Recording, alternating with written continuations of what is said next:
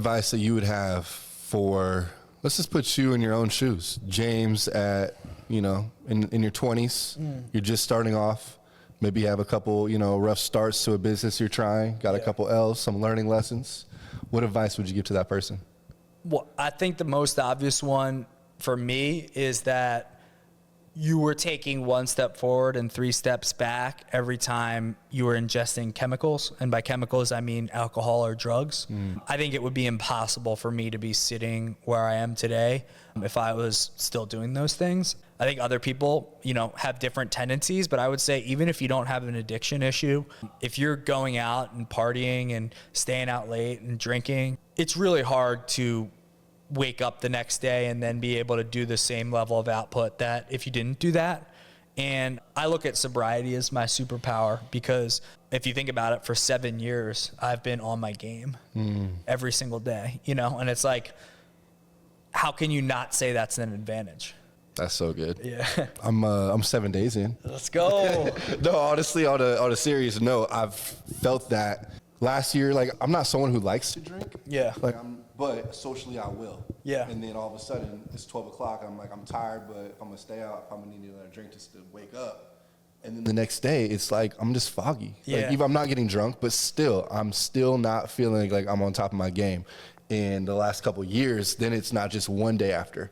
Now on day 3, I'm like still 75%. And I just like to be clear focused. Yeah. What's funny is, obviously there's people that I would put in my category, which is like true addiction issues. But what I've noticed more and more is the younger generation being open to like, hey, I'm just like not going to get drunk. And like some people even saying like, I'm going to experience what it's like to be sober for 6 months or a year. And like, I tend to believe that if you didn't drink alcohol for a full year, there's probably a small chance that you would then go back to drinking. You would probably just go to the bar and just order a mocktail. And you'd be like, I'm cool. It is really a superpower when you have the alcohol courage, the confidence when you're sober. Yeah. I think once you hit that, like that's a superpower itself. Yeah. And look, I think, I've never had that level of confidence. Like, I think confidence comes from the areas that you're good at. Like, I've always wondered for myself, like, how can I go into a room full of lawyers and show up and just crush? And like, part of the reason is because I know I'm a subject matter expert. Like, I've spent so many hours on this topic. I have so much self-belief in what I know.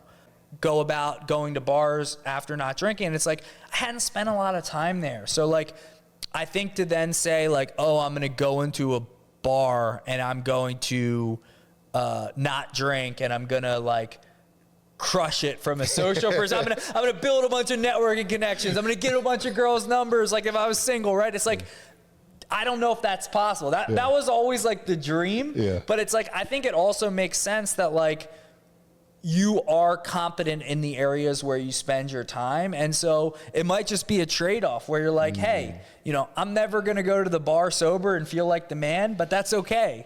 Because I know for all the other priorities I have in my life, I'm going to be able to go from like a 70%, like you were talking about, to 100%. That's such a great point. Yeah. And so I'm on 6 months.